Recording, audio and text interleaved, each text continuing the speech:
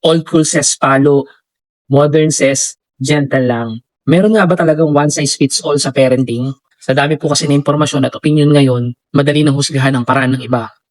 Pero ang totoo po, mamis at daddies, walang iisang formula na gagana para sa lahat ng bata. Dahil ang bawat pamilya po may kanya-kanyang kwento yan at may kanya-kanyang hamon yan. Panoorin mo ganda itong video ito. New day, new parenting topic na naman po tayo, mamis at daddies. Welcome po ulit sa day 8 naman ng serye natin.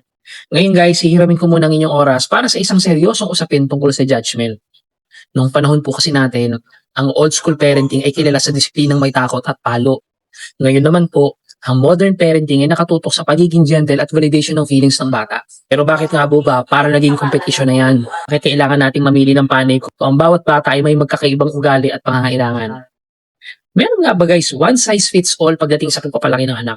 Ito po ay a clash ng mga opinion.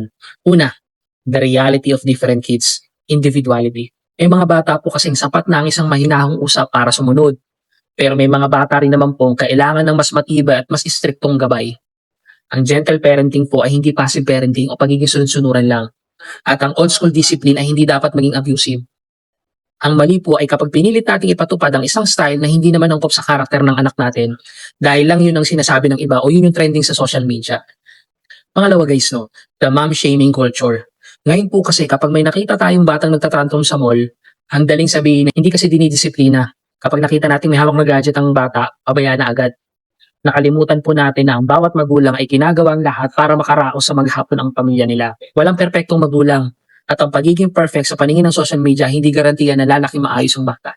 Dito po guys sa Gin and Jan Parentings, no, naniniwala po kami na ikaw ang nakakaalam kung anong pinakamabuti para sa anak mo. Hindi ka failure po ang diskarte mo, hindi ka pareho ng kapitbahay mo o ng influencer na napapanood mo. Kasama na po ako doon sa content creator.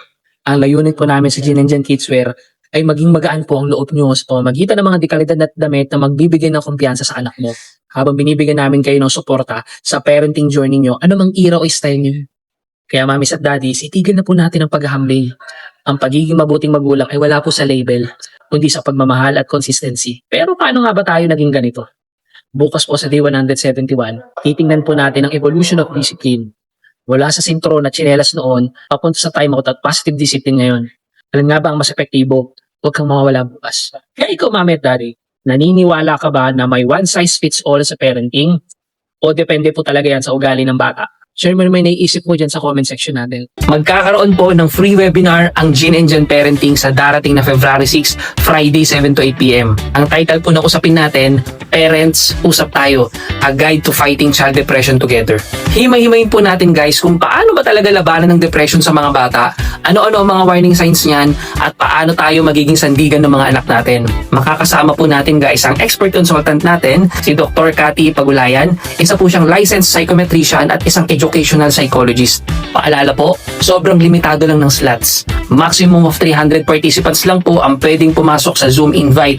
Kaya kung gusto mo makasigurado ng slot, una, i-scan mo ang QR code na matatagpuan sa taas ng screen mo para sa free registration. Isisend po ng team namin ng Zoom link sa contact details na ilalagay nyo sa form. At para naman po sa mga magulang na nangangailangan ng agarang tulong o urgent mental health concern para sa anak nila, i-scan mo naman ang QR code na matatagpuan mo sa baba ng screen para dumiretso ka na po sa Child Mental Health Consultation Form. Kung hindi nyo naman mascan ang mga QR codes, huwag po kayo mag-alala mami at daddy. Nilagay rin po ng team namin ang Google Form link sa comment section natin. Mami at daddy, huwag po nating hayaang lumala ang sitwasyon. Protektahan po natin ang mental health ng anak natin. Kaya mag-register ka na at kita-kita po tayo sa February 6.